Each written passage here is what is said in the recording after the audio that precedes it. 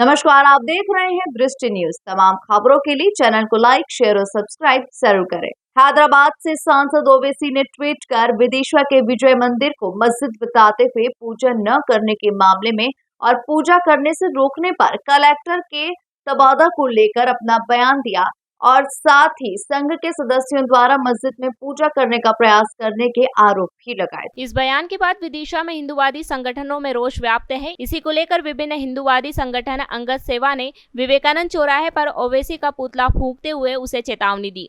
अंगद सेवा के प्रमुख संजय प्रजापति ने विदिशा आमंत्रण करते हुए चाय पर चर्चा करते हुए मंदिर देखने और खुद को तय करने को कहा कि वह मंदिर है या मस्जिद। तो वहीं हिंदूवादी संगठन के ध्रुव चतुर्वेदी ने भी चेतावनी दी। महाराज है और बाकी अवय है, हम सभी लोग संजू भैया, हम सभी लोग बहुत दिनों से इस आंदोलन को चला रहे थे कि विदिशा में बीजा मंडल जो हमारा मंदिर है उसको मुक्त होना चाहिए। तो आप सभी लोग जानते हैं जैसा कि जो भी घटनाक्रम हुआ, ताला खोलने के विषय में हम लोगों ने मांग की थी, फिर वो नहीं खोला गया। उसके बाद जो प्रशासनिक सर्जरी हुई वो सब कुछ ओवैसी नाम के एक व्यक्ति ने, जो हैदराबाद के अंदर बैठा हुआ एक आदमी है, उस व्यक्ति ने कल एक ट्वीट किया और ट्वीट में वो बेवकूफ़ी भरी बातें वहाँ पर लिखता है और लिखता है कि ये जो बीजा मंडल है यहाँ पर, ये जो जगह है ये एक मस्जिद है और मस्जिद में संघ के कुछ आउटफिट्स ने मंदिर में पूजा करने की कोशिश की, मतलब संघ के आउटफिट्स ने मस्जिद में पूजा करने की कोशिश की और उसको जो है कलेक्टर ने मना किया तो कलेक्टर को हटा दिया सरकार ने। तो इस तरह का उल्टा सीधा एक बयान उसने दिया है। उसी ट्वीट के अंदर उसने एक चीज़ और लिखी है कि इस तरह से अगर वक्फ बोर्ड का बिल आएगा तो कलेक्टरों को सरकार यही निर्देश देगी कि मस्जिदों में घुस कर लोग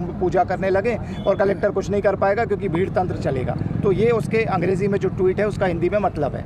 तो उसको हम लोगों ने जवाब दिया है कि पहली बात तो वो सारे तथ्यों पर गलत है। मैं आपको बताना चाहूँगा, कलेक्टर का जो ट्रांसफ़र हुआ था 47 IAS और IPS ऑफिसर्स के ट्रांसफ़र हुए हैं। It is a routine transfer. तो उसमें वो ज़बरदस्ती की बातें कर रहा है। कहीं ट्रांसफ़र के ऑर्डर में ऐसा नहीं लिखा हुआ है कि इस विषय के कारण उसको हटाया गया है। तो ये पहली बात तो ये तथ्यात्मक रूप से ओवैसी गलत है। दूसरी बात जो है, ओवैसी इसको बता रहा है मस्जिद। तो ये मस्जिद और वक्फ बोर्ड की यदि प्रॉपर्टी है तो हम चुनौती देते हैं यहाँ पर खड़े होकर, हम सभी विदिशा के युवा, कि यहाँ पर आकर एक बार साबित कर दे कि वो वक्फ बोर्ड की प्रॉपर्टी और लिविंग मॉन्यूमेंट, लिविंग मस्जिद है।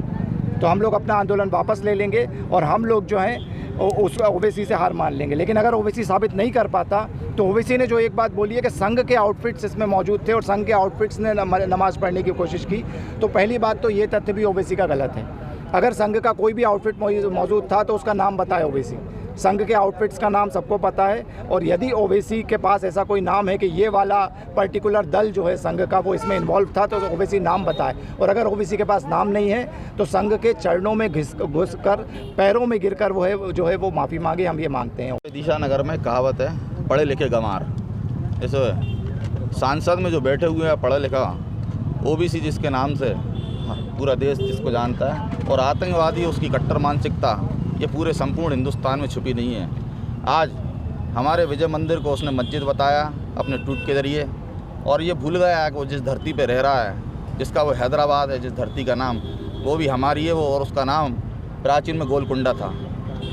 उन्होंने 12वीं-13वीं शताब्दी में जो हिंदू राजा शासक करते थे, उस राज्य पे जब उसका नाम गोलकुंडा हुआ करता था, और जब औरंगजेब आया तो उसने उसका नाम बदलकर हैदराबाद रख दिया।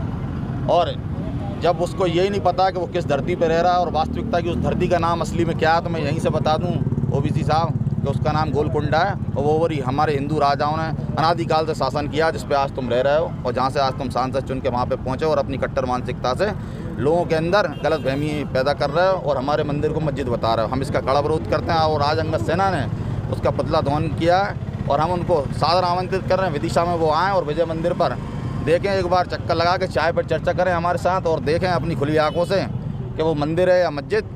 हम उनको सादर आमंत्रित कर रहे हैं विदिशा नगर में और सभी विदिशा वासियों की तरफ से। आइए आप विदिशा की धरातल पर और देखिए वो मंदिर है या मस्जिद। ये ओबीसी नहीं बोल रहा, ये औरंगजेब का डीएनए बोल रहा है। जहाँ जो उस मंदिर को मस्जिद बताया जा रहा है वो औरंगजेब की डीएनए के द्वारा ही बोला जा रहा है। भारतीय संसद में, भारतीय संविधान में ऐसा अधिकार दिया है, इतना स्वतंत्र है हमारा भारत। आज बीबीसी का विभाजन दिवस भी है और अखंड भारत संकल्प दिवस भी है। उस चीज़ पे मैं दोहराना चाहूँगा कि संविधान में इस प्रकार के आतंकवादियों अकबरुद्दीन, असदुद्दीन ओवैसी जैसे बैठे हुए जो ये कहते हैं कि 15 मिनट हमें दे दो, 15 मिनट में हम हिंदुओं को सरकलम कर देंगे हिंदुओं को, तो हम उनसे ये कहना चाहते हैं कि 15 मिनट हमारे पास आ जाओ, इनने कही कि हम मुंह से चुनौती स्वीकार करते हैं, हम हाथ पाँव से चुनौती स्वीकार करते हैं। 15 मिनट ओवैसी और दोनों भैया हमारे पास आ जाए, हम बताते हैं धोबी पछाड़ क्या होती है, मंदिर को मस्जिद बनाना क्या होता है, हम उसको यहाँ बताते हैं। आज हमारे आंदोलन को समर्थन करते हुए शुभम भैया के नेतृत्व में जो आंदोलन चल रहा है, बीजा मंडल मुक्ति अभियान को समर्थन करते हुए